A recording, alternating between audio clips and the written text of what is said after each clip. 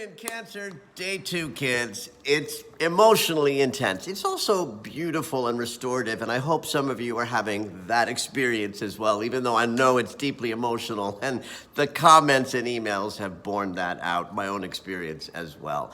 What's key about today in this second day of the Cancer full moon is actually something that the Sun and Mercury are doing. It's called the inferior conjunction.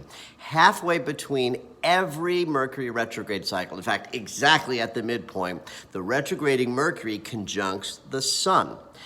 Retrograding Mercury is like our mind visiting the unconscious. There's important stuff happening below the surface of our awareness this entire sort of 22-day period. And we can't always know what we're processing down below.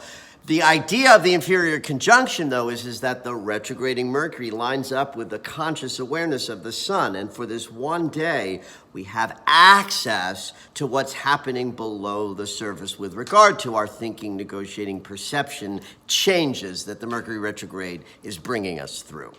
So it's a day of information, guidance, and wisdom being downloaded in your direction. But Mercury's a trickster. On this inferior conjunction day, we don't want to just go for the obvious messages that come directly. You want to look for the happy accidents, the synchronicities, the way that Mercury sometimes gives us information, but in sideways sort of ways. Keep your eyes and ears open today. There might be some important information sort of coming up from the surface or, below the unconscious about what you're working on in the interior.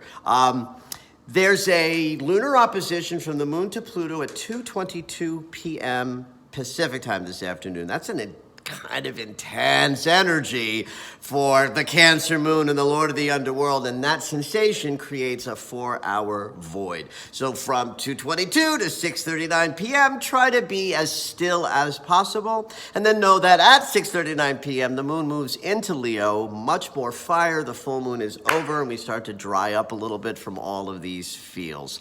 Have at this day, kids.